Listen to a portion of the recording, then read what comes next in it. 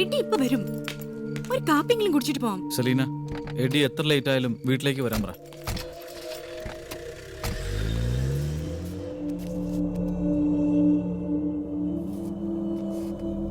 നല്ല കയ്യാലേ.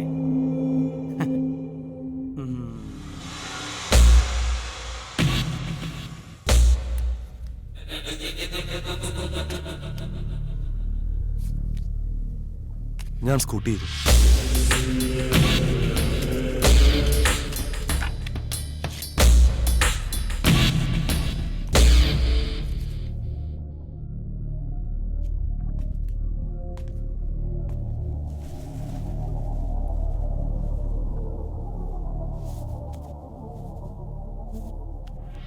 എടാ ജോസെ, നിന്റെ കല്യാണം ഉറപ്പിച്ചെന്ന് കേട്ടു. നമ്മുടെ ജോണിച്ചാന്റെ മോളിലെ റോസി. ഏത്? ആ വെളുത്ത റോസിയോ? അവക്കെങ്ങനെയാ കുക്കിംഗ് ഒക്കെ അറിയാമോ? ആ, അത്യാവശ്യത്തിന് ഫുഡൊക്കെ ഉണ്ടാക്കും. എന്നാ നമ്മുടെ ഹോട്ടലിലേക്ക് വിട്. ഓ, അതിന്റെ ആവശ്യമൊന്നുമില്ല. ആവശ്യമുണ്ട്.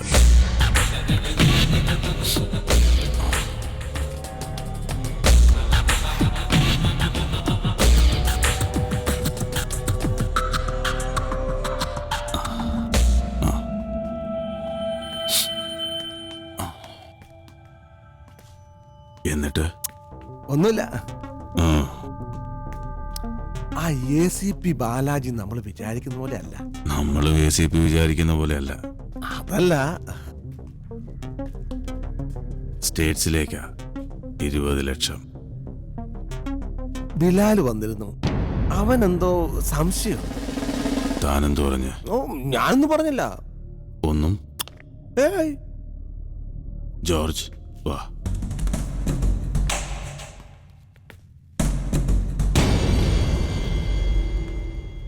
ഇമ്പോർട്ടഡാ. ബിലാലിന് വേണ്ടിയവന്മാര് നല്ല ആന്റിക് പീസ് കൊണ്ടുവന്നിട്ടുണ്ട്. ഇത് ഞാൻ തുടങ്ങി വെച്ച കളിയാ. ഞാൻ തന്നെ ഇതങ്ങ് തീർക്കുക.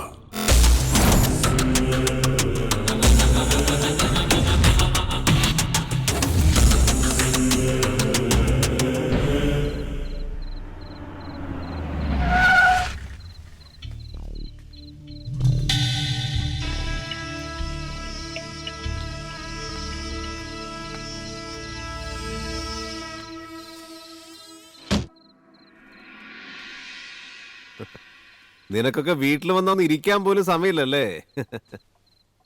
ഇത് നിന്റെ കൂട്ടിക്കൊടുപ്പിന്റെ വിഹിതമാണ്. മറ്റേടത്ത വർത്താനം പറയുന്നു. നീയൊക്കെ ആരോടാ കളിക്കുന്ന നിനക്കൊന്നും അറിയില്ല. ആരുടെ കൂടെയാണ് നീ കിടന്ന് കളിക്കുന്നേ? നിനക്ക് എന്താണ് അറിയേണ്ടത്? മിണ്ടരുത്. മേരി ടീച്ചറുടെ മരണം കൊണ്ട് ഏറ്റവും കൂടുതൽ ലാഭമുണ്ടായത് ആർക്കാണെന്ന് അറിയോ നിനക്ക്? Eddie John Kurisinkal. നിന്റെ ലാഭം 20 ലക്ഷം രൂപ. ടോണിയും മേയറുമായിട്ട് നിനക്ക് എന്താ ബന്ധം? എനിക്കെന്ത് ബന്ധം? ചോദ്യം വേണ്ട, ഉത്തരം മതി. മേയറും ടോണിയും കൂടെ നടന്ന ബ്ലേഡ് കമ്പനിയിൽ നിന്ന് ബിസിനസിന് വേണ്ടി കുറച്ച് കാശ് എടുത്തിരുന്നു. ഇപ്പൊ കടത്തിന് മേൽ കടത്തിലാ ഞാൻ. ഓ, അപ്പൊ നീ നിന്റെ കടം തീർക്കാൻ കണ്ട വഴിയാണോ അമ്മേ? അമ്മയെ കുറിച്ച് സംസാരിക്കാൻ നിനക്ക് എന്താണ് അർഹത? നീ ജീവിതത്തിൽ ഒരിക്കലെങ്കിലും അമ്മ എങ്ങനെ ജീവിച്ചെന്ന് അന്വേഷിച്ചിട്ടുണ്ടോ? വരുന്നവർക്കും പോകുന്നവർക്കും കൈ നിറയെ വാരി കൊടുക്കുന്ന മേരി ജോൺ കുരിശിങ്കലിന്റെ ബാങ്ക് ബാലൻസ് എത്രയാണെന്ന് നിനക്കറിയാമോ? വട്ടപൂജ്യം. നിനക്ക് 2 പെമ്മക്കളല്ലേ എന്ന് പറഞ്ഞ അമ്മ ഇൻഷുറൻസ് എടുത്തത്. അതിന്റെ തവണ പോലും അമ്മയ്ക്ക് കൃത്യമായി അടയ്ക്കാൻ കഴിഞ്ഞിരുന്നില്ല. അമ്മ പറഞ്ഞുകൊണ്ട് മാത്രമാ ഞാനത് എങ്ങനെയൊക്കെ അടച്ചത്. സത്യത്തിൽ അതിന്റെ നോമിനി പോലും ഞാനാണെന്നറിയുന്നത് ഇപ്പോഴാ. നീ എന്തിനാ ടീച്ചർ ജോർജിന് കൊടുത്ത പരാതി കീറിക്കളയാൻ പറഞ്ഞത്?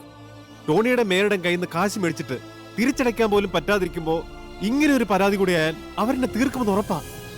ഞാൻ ഇല്ലാതായ അമ്മ, എന്റെ 2 മക്കൾ, സെലീന, 4 പെണ്ണുങ്ങൾ അനാഥരാകുന്നത്.